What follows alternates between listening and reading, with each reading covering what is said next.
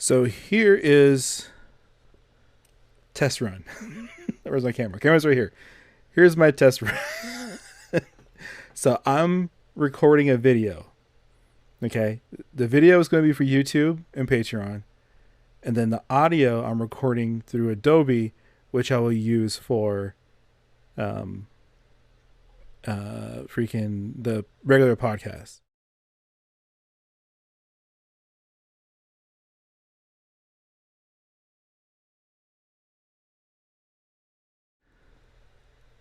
Hello, world. It is your favorite podcast host about cryptids, Anthony Diaz here, and welcome to another episode of 50 States of Terror. I'm doing something new right now. I'm actually recording the video while I'm doing this audio. Hopefully, everything works out good. I will be using the video to post on the YouTube channel and to the Patreon because that's what you get if you were a Patreon member. And I'm looking at the camera and I'm doing the Bill Clinton closed fist to the camera. Yeah, so this is new territory for me. I never multi-recorded on different devices, and I never done this before. And I did a test run, and everything seemed to be working fine. The level seemed to be okay. I'm still getting I can see my voice on Adobe Audition, so we're good. This is good. It's good. It's good. Again, my name is Anthony Diaz, and welcome again to another exciting episode of 50 States of Terror. If you recently got into the show and you were just cruising around either any of the socials or any of the YouTube channels or whatever that was suggested to you, I had recently posted that I did my first international one. My first international episode was for Australia for the bunyip. And I was just blown away of the gratitude, the comments, and the shares, and then the views I got for that one was over 400 views on YouTube, which blew me away. That was and 400, for a lot of people, like 400 ain't shit. Like, no, 400 is a lot when it comes to something like this. When it's like a niche topic like cryptids and just a kind of be like a funny podcast, but also do history on what's going on. And then we get into the cryptid, and sometimes I'm serious and sometimes I'm laughing, sometimes I curse a little too much. But I got 400 views on it on YouTube, and it was really exciting to see. And I'm so thankful and so grateful for everybody who saw that video. And which is why I'm now going to record these episodes to post on YouTube, because the YouTube channel is it's just a simple podcast one. So I do the audio, and then I make a video of it, and I put our logo, put the show's logo, make thumbnails and things like that, and then it's just a YouTube version of a podcast, right? But I wanted to try something different, and then I'm recording this. I'll edit the video. So it's an actual video. I'm looking at the camera right now. I'll edit this video, and I'll post it up on YouTube, and I'll see if this works. I'll see if this is what people want to see, want to hear, or what have you. And yeah. And I plan on doing this the same exact way for my next show, for my new show, Narrative Quest, which I'll be recording the pilot episode today or tomorrow. So I'm very excited about that. And yeah, this is fantastic. So let's get into some news. What's going on? I am actually sitting on my desk. I have my cup of coffee here. I have my cold brew coffee, which is delicious. HEB. If you're not from Texas and you don't know what HEB is, man, if I had enough money, I would send everybody who listens to this show some HEB products because HEB is just amazing. Yeah, they have this coffee. It's Texas pecan coffee, and I brew it regularly. Now I brew it regularly, and then I stick it in the refrigerator, and then I just pop it out for cold brew coffee, cold, iced with whatever, and it's so delicious. They do have this stuff. That's the cold brew concentrate. That is fantastic. I'm not sponsored by the HEB, but hey, HEB, if you want a local Texan to promote your stuff, man, and it's on a podcast about cryptids. And even if you want to do my next show, Narrative Quest, where we talk about writing and the creative process, hey man, hit me up. HEB, I love you, man. I used to work for you guys. I used to work at the warehouse. I used to be a picker at the warehouse, man. I'm one of the family. Sponsor me. Yesterday was an interesting night. It was my sisters, my uncles, and my dad's birthday. They all were born the same day, obviously different years, but they're all born the same day. And I went over there to have some fun and enjoy a couple of family gatherings, and had a couple drinks, and then on my way to the garage to get chairs, I rolled my ankle, and it is hurting so bad right now. It is throbbing. It's in a cast. It's in a walking cast because when they did the x-rays, they found a little bone piece that was ripped off of my ankle bone, apparently. The doctor was like, this looks like it's an old injury. And the orthopedic doctor was like, no, this looks kind of new. It's like, oh, shit. All right, well. Either way, it fucking hurts. And either way, I'm in a walking cast. And my ankle is the size of a softball right now. And it just sucks. They did give me medications. I'm not going to be taking them until tomorrow, because I don't I don't want to spend my Sunday, my day off before I go back to work on Monday, medicated.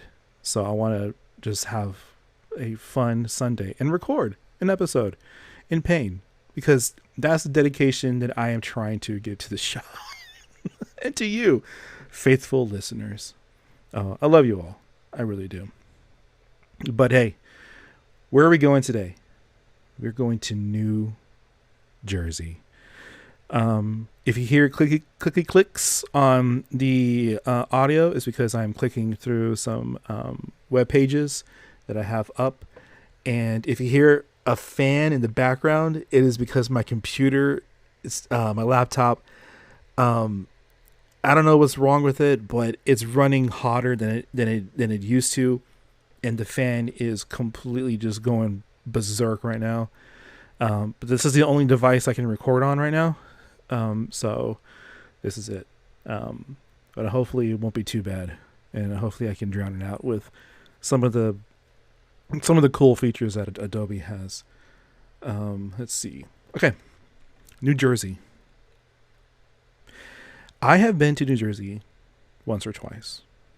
Let's see, the city I was in, I went to Hoboken.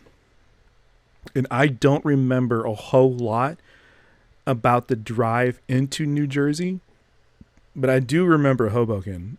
And I was maybe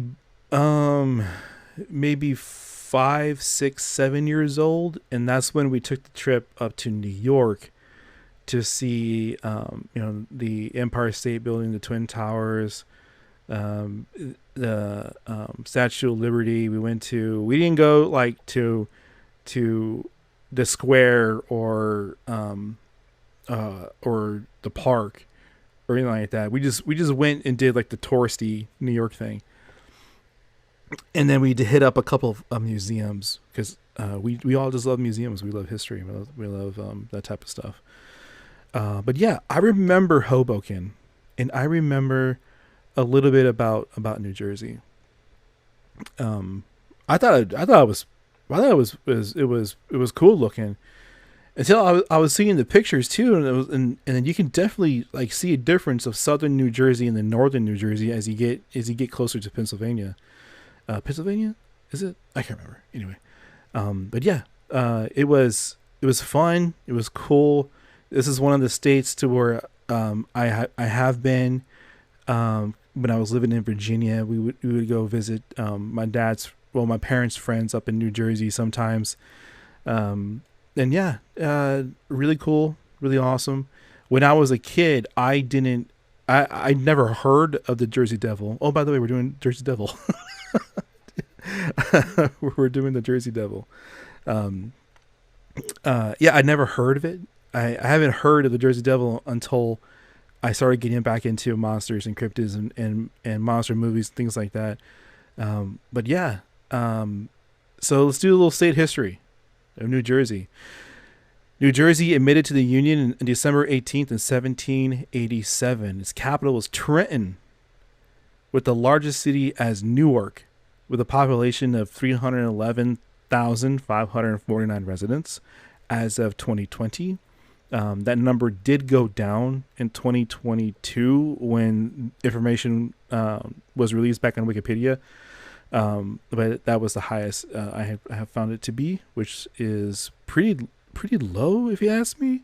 I was thinking that maybe, being Jersey, I don't know if it's close enough proximity to like any other major cities where people would live out into New Jersey and drive into work in a different state, Um, but yeah, New Jersey started in 1646 as a gift from King Charles II brother to Lord Berkeley and Lord Charteret.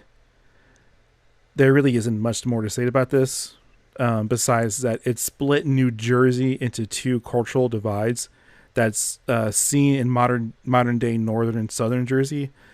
But the name New Jersey came from the Isle of Jersey, which Lord Charteret helped defend during the England's Civil War. So that's where the name came from. The first people to inhabit what is now New Jersey were the Lenape people, and I hope I pronounced that correctly. Later, these indigenous peoples would be called the Delaware Indians, as they lived along the Delaware River, a name given to the river by European colonists in honor of their governor of Jamestown Colony, Lord de la Wall, which it stuck. A little bit of information on New Jersey. If you're from New Jersey and I fucked shit up and I fucked it up, please write the write the show, and I'll correct myself, and I'll do Jersey right. Oh, because we have a friend, Dr. Z. If you're listening, we have a friend who is from Jersey, and he told me to do the state right. So I'm hoping I'm doing the state right, brother. I hope I'm doing it. Let me get a little drink of coffee here.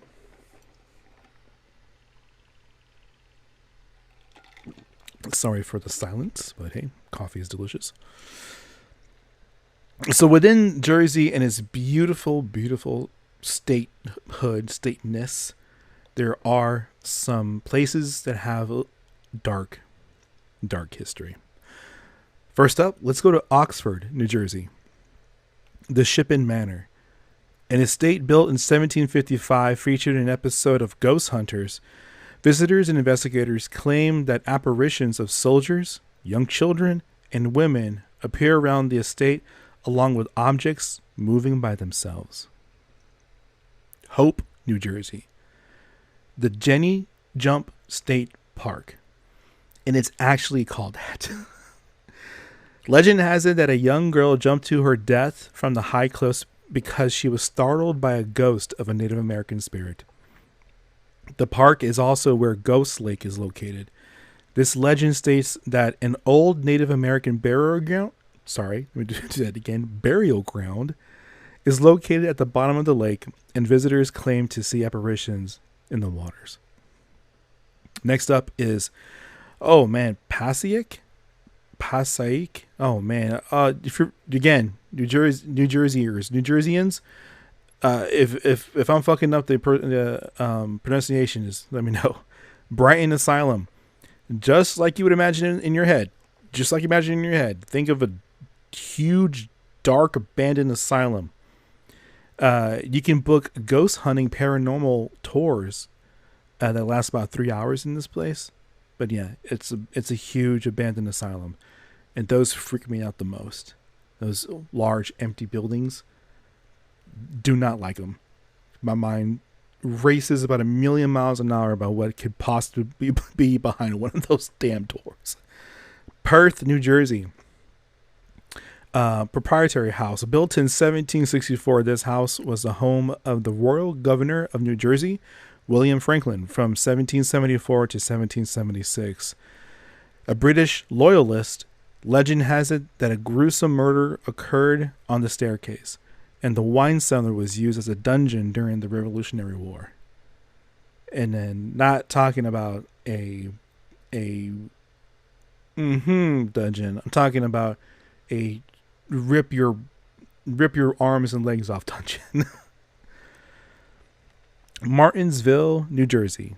The Devil's Tree. Content warning before I begin this.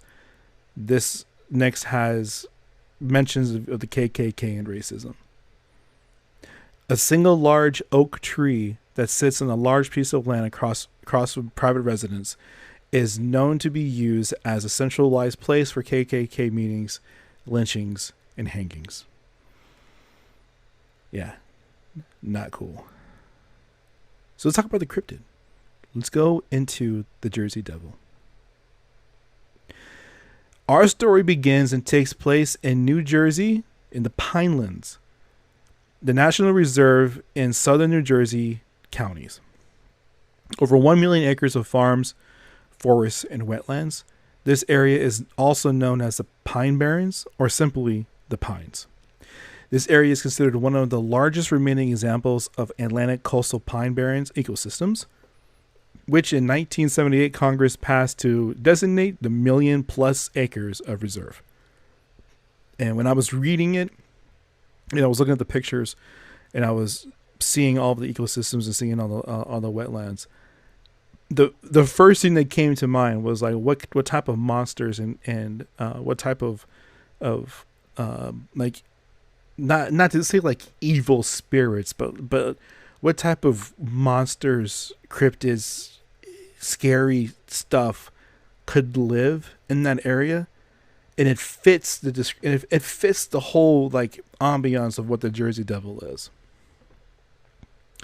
So concentrating on this location, its native ancestors were the Lenape people, and as the 17th century brought European colonizers and settlers from Sweden and Dutch origin, they brought with them industrialization, manufacturing, and of course pushed indigenous peoples and wildlife out of the area and brought companies and large towns. So that is the setup of what is about to happen in the year 1735. So from the 17th century, you have indigenous peoples, indigenous tribes living in this area, living in the pines, okay? And European colonizers, settlers come, settle, push out indigenous peoples, bring in manufacturing, bring in industrialization, bring in capitalism, bring in people who are looking to make a buck. They pretty much push out a lot of the wildlife, push out a lot of the indigenous people, and then bring in large towns, cities to build this area up. Okay, and that sets up in the year of 1735. So the story goes, here's the legend. Mother leads in 1735, a woman who had 12 children prior within the pines cursed the 13th kid, which led to the birth of the creature. Other legends about the origin of the Mother Leeds was a powerful witch. Oh, I'm sorry, let me do that again. Other legends of the origin of the Mother Leeds was she was a powerful witch, or in fact, the father was the devil himself. Legend has it that the Mother Leeds gave birth on a typical dark and stormy night and was surrounded by cultists. And the story changes from time to time. If you were to read one historical, well, quote unquote historical book about it, it would say that cultists showed up because they felt the presence of this evil spirit. So cultists showed up at this woman's house as she was giving birth to the Jersey Devil. And what she birthed was a goat-headed, bat-winged, horned, and serpent-like tail creature. Now, another origin story consists of a young woman who fell in love with a British soldier and was cursed by her town and subsequently gave birth to the creature. This origin may fall into the watch out and don't do such things category of trying to keep people, especially kids, the youth, from doing things. Like, hey, mind your manners, do your things, don't mess with the British. And like other cryptids that have been discussed prior, the origin story is used as a deterrent. This story is used as a deterrent for the most part.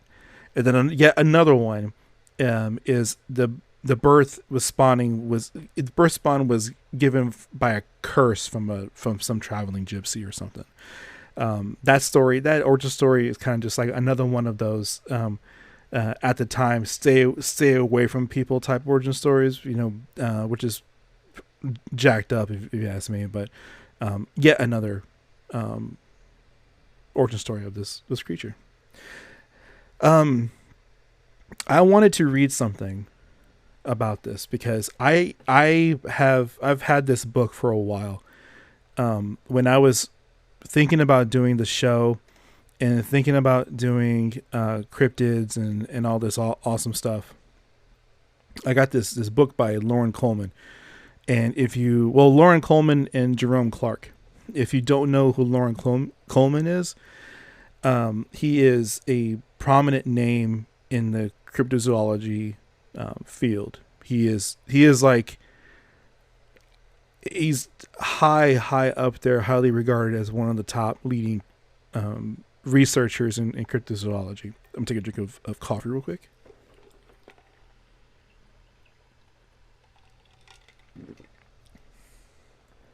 And I wanted to, excuse me, I'll edit that out. I'll put it on the outtakes. I wanted to read this because this is coming from the big man himself. This is coming from Lauren Coleman himself, and it's just real quick. This is called Cryptozoology A to Z. The Encyclopedia of Loch Ness Monsters, Sasquatch, Chupacabras, and Other Authentic Mysteries of Nature. Okay, in this book there is a small little library of investigators of cryptids, their origins, coming from a scientific and investigative mindset. This is not like other books you might find about cryptids where it gives like this faux scientific atmosphere when you read it. No, this is from somebody who legitimately loves this type of stuff. I mean, I don't know. I guess I'm fanboying right now for Lauren Coleman. So this is Jersey Devil, and I quote: "The Jersey Devil is one of those localized names that residents and written historians have applied to any cryptid seen in the state of New Jersey. The legendary creature, in fact, is an unofficial state mascot, and the state's National Hockey League team is named in its honor." If you know, then you know. Yeah, the Jersey Devils. The Jersey Devil, a feral human first thought to be a Bigfoot, was also featured in the third episode of The X-Files as its first monster of the week, and the Sony PlayStation game has turned the savage beast into a video game character. So this goes into the pop culture aspect of some cryptids. Like we talked about before, that some cryptids have been immortalized in different pop culture things. Like let's say the Snallygaster is in Fallout series. Mothman is in Fallout. There's a bunch of movies, video games. Obviously, there are werewolves, vampires, things like that are immortalized into pop culture.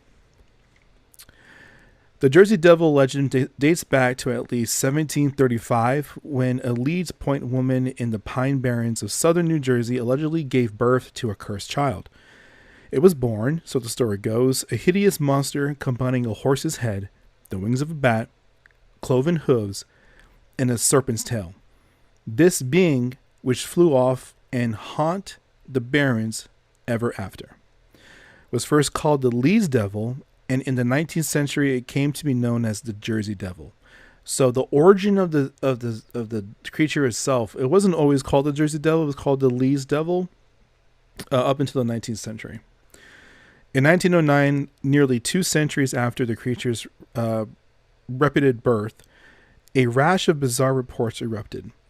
The episode has been dubbed the Jersey Devil's finest hour. In the course of 5 January days, more than 100 persons across eastern Pennsylvania and southern New Jersey swore they had seen the beast. All over the region, accounts of such a creature or creatures were heard, as well as the discoveries of bizarre, unidentifiable hoof prints in the snow. Schools and businesses closed, and Jacob Hope and Norman Jeffries hoaxed a couple of the monster. Now, this is going into his investigation of the Jersey Devil, or his research into the investigation of the Jersey Devil. I'll read that again. Schools and businesses closed, and Jacob Hope and Norman Jeffries hoaxed a capture of the monster. They took a false photo. They charged a small fee for a look at a kangaroo they had disguised with green paint, feathers, and antlers. A climax of the events took place on January 21st in West Collingswood, when the town's fire department supposedly confronted the monster and sprayed it with fire hoses as it swooped menacingly overhead. The next morning, a Camden woman said the Jersey Devil attacked her pet dog. Another sighting occurred in February, marking the end of the 1909 incident. So this is 1909. Okay. This is, let's say, 100, 120, 130 years. 130 years after the birth of this creature, this monster, this legend. Years later, Lauren Coleman and Ivan T. Sanderson offered a likely explanation for the scare. Apparently, an elaborate real estate hoax. Scared residents would be more likely to sell the property at lower prices to developers. Sanderson even found the fake feet used to make the footprints in the snow. Hoof prints and other evidence were faked or misidentified. The stories of sightings seem to have been a combination of planted stories, hoax, and imaginations fueled by fear. I'll get back to that here in a minute. The Jersey Devil would surely be no more than an obscure piece of colonial folklore today, if not for the sensational sightings of 1909. More modern sightings, if taken seriously, tell us a diverse number of creatures have been lumped under the Jersey Devil rubric. In one recent report in a sighting 1993, a witness named John Irving, a summer park ranger in the Wharton State Forest of New Jersey, and a respected figure in the community, because they are all respected figures in the community, was patrolling at night when he noticed a large dark figure emerging from the woods. It stood like a human, over 6 feet tall. It had black fur. It looked wet and matted. The Forest Service reported that of the incident went on to state, quote, John sat in his car only a few feet away from the monster.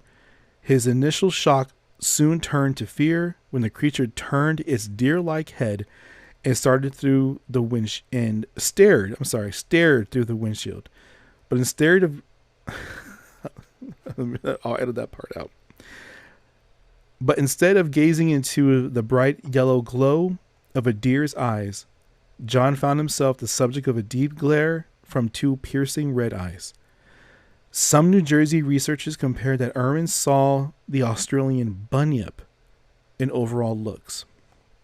Mystery cryptids of many kinds, from little otter-shaped animals to hairy bipeds, from strange birds to unknown panthers, seen in New Jersey are always called Jersey Devils, though surely none really is. I don't know. I think they are. Because here's what I think. And that's the end of that. Here's that. The end of that. I think that is it possible that something like this could exist that's misidentified like everything else that we on this show, or a creature that can vanish if it had the ability to. I like to say that I do believe that there is a Jersey Devil out there somewhere. Because I love this story. And I want to take a minute too to say how much research, videos, documentaries, newspaper clippings, audio confessions, witness statements that are out there for this thing. It's obviously one of the top 10 cryptids in the United States. Obviously one of the top 10. It's a well-known thing. It's up there with Bigfoot, Sasquatch, Mothman, and all that stuff. It's right up there. I like one of the stories that I've read. I forgot which one. I think it was a story about in New Jersey. It was one of the websites. It was one of my searchable websites, and I looked up New Jersey Devil and found this possible link between the Europeans when they pushed out the indigenous peoples, the Lenape people, and the Lenape people. The story goes that they had cursed some of these families, and that the creature itself was the end result of these curses. I like it. I think it's possibly one of my favorite ones. We can literally spend another hour or 2 hours doing like the research, talking about the stories, talking about the videos that I saw, the documentaries. It's fantastic, and it's rooted in deep long history. And if I were to rate it 1 out of 5, I would say this is a 5 out of 5. Most definitely. I love this thing so much. And I hope you do too. So thank you. Thank you very much. Thank you again for listening to the show. I am again so blown away of TikTok almost having 400 followers. My Australia alone had 400 views on YouTube. The show is steadily having a good stream of listens. But hey, if you want to support the show, I will obviously have the socials sign out at the end of the show. But real quick, it's just from my words to me and you. If you want to support the show, I have this thing called Buy Me a Coffee. You can buy me a cold brew coffee. All the money that comes from here goes to the show primarily. You can support the show on Patreon if you so choose. It's patreon.com/50 States of Terror. Shout outs and shares really do help. Ratings on Spotify and Apple podcasts, everything helps. I love doing this. This is fun for me. I hope I can keep on doing this. I hope that my ankle didn't distract me enough to where this show kind of went off. But yeah, thank you so much for listening. Thank you so much for coming to the show again. And And yeah, love y'all. Later, y'all. Happy hunting.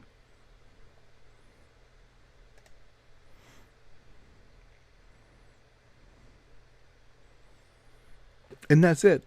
That is the end of the audio version. And this is for you, for the YouTube people, and this is for the Patreon people, and this is for the video people. Thank you so much for listening. Thank you so much for watching. Thank you so much for all of it. And if you like this, comment that this is a method, an avenue that you like. You can see my dumb face on video. Hopefully I'm trying to get new green screens and things like that, or pay enough attention to my background where you can see a cool little setup that I might have. But yeah, I appreciate all the views, and yeah, again, my name is Anthony Diaz. I am your favorite podcast host about cryptids. Later, y'all.